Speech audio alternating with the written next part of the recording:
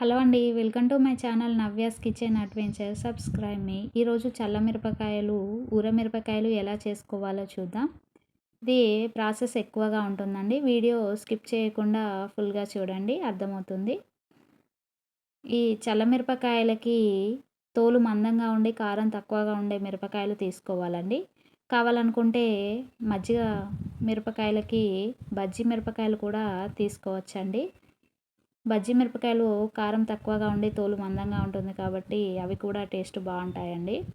నేను half KG మిరపకాయలు తీసుకొని కడిగి ఆరబెట్టుకున్నానండి. ఒకరోజు నైట్ అంతా ఆరబెట్టి నెక్స్ట్ డే మార్నింగ్ చేస్తున్నానండి. హాఫ్ కేజీ పెరుగు తీసుకొని ఉండలు లేకుండా మిక్స్ చేసుకోవాలి. మా పెద్దోడు నేను చేస్తా మమ్మీ అంటే చేయనిచ్చానండి. పిల్లలు ఇలా చేస్తే కొత్త కొత్త విషయాలు తెలుసుకుంటారండి. వాళ్ళకి కూడా ఇంట్రెస్ట్ ఉంటుందండి ఇలా చేసేటప్పుడు. చిక్కగా కాకుండా పలచగా కాకుండా ఇంకొన్ని వాటర్ వేసుకొని మజ్జిగని ప్రిపేర్ చేసుకోవాలి. 1 టీ స్పూన్ పసుపు, 1 టీ స్పూన్ ఓమా వేసుకొని సాల్ట్ తగినంత వేసుకోవాలి. నేను కల్లుప్పు వేసుకున్నానండి. సన్నుప్పు వేసుకుంటే 2 టీ స్పూన్లు వేసుకోండి, సరిపోతుంది. మజ్జిగ ప్రిపేర్ చేసుకొని పక్కన పెట్టాక మిరపకాయలని ఇలా ఘాట్లు పెట్టుకోవాలి. గింజలు రాలనివ్వకూడదండి, గింజలు తీసేయకూడదు. గింజలు ఉంటేనే టేస్ట్ ఉంటుంది. చివరి వరకు కాకుండా మధ్యలో వరకే ఘాటు పెట్టండి. చివరి వరకు పెడితే ఊడిపోయి గింజలు రాలిపోతాయి. చాక్తో కానీ పినిస్తో కానీ ఘాట్లు పెట్టుకొని మనం ప్రిపేర్ చేసుకున్న మజ్జిగలో వేసుకోవాలి. ఈరోజు మార్నింగ్ ఏ టైంకి అయితే చేసామో నెక్స్ట్ డే మార్నింగ్ ఆ టైం వరకు అవి మజ్జిగలోనే ఉండాలి. మజ్జిగలో వేసి నైట్ అంతా ఊరనివ్వాలి. నైట్ ఒక డే 1 డే మొత్తం అండి. ఒక రోజంతా మజ్జిగలోనే ఉండాలి. ఇది ప్రాసెస్ ఎక్కువగా అనిపిస్తుంది కానీ తినేటప్పుడు ఇంత ప్రాసెస్, ఇంత టైము అనేది మనం మర్చిపోతామండి. చాలా అంటే చాలా టేస్టీగా ఉంటాయి. మీ దగ్గర నిమ్మకాయ ఉంటే ఈ మజ్జిగలో ఒక నిమ్మకాయ పిండుకోండి. నిమ్మకాయలు పిండుకోవడం వల్ల మిరపకాయలు అనేవి తెల్లగా ఉంటాయండి, మంచిగా కనబడతాయి. ఆరబెట్టడం వలన కలర్ చేంజ్ అవుతాయి కండి. నిమ్మకాయ పిండడం వలన కలర్ చేంజ్ కాకుండా ఉంటుంది. ఉంటే కనుక నిమ్మకాయ పిండుకోండి.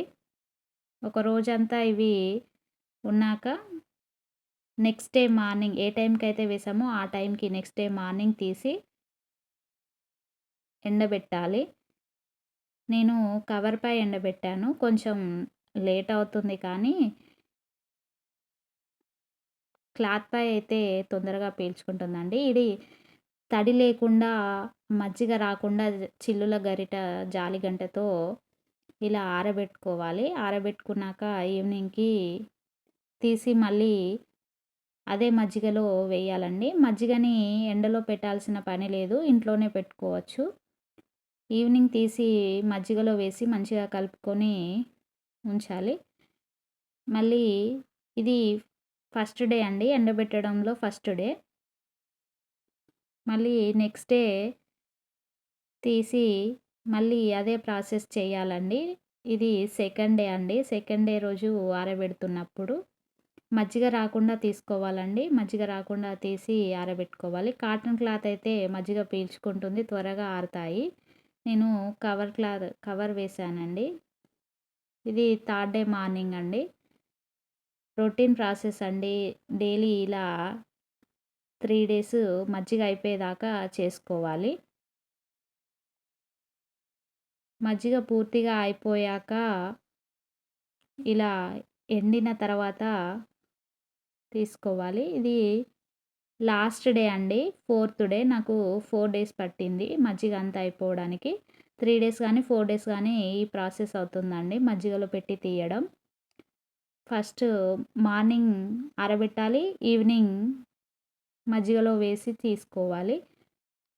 మళ్ళీ మజ్జిగ అయిపోయాక 1 to 2 డేస్ ఎండబెట్టుకుంటే పూర్తిగా ఎండుతాయండి. ఇలా ఎండినవి గాజు జార్లో కానీ ఎయిర్ టైట్ జార్లో కానీ వేసుకొని ప్రిజర్వ్ చేసుకోవచ్చు. ఆయిల్‌లో వేసి ఇలా వేస్తే అలా వేగిపోతాయండి. సిమ్‌లో పెట్టుకొని వేయించుకోవాలి.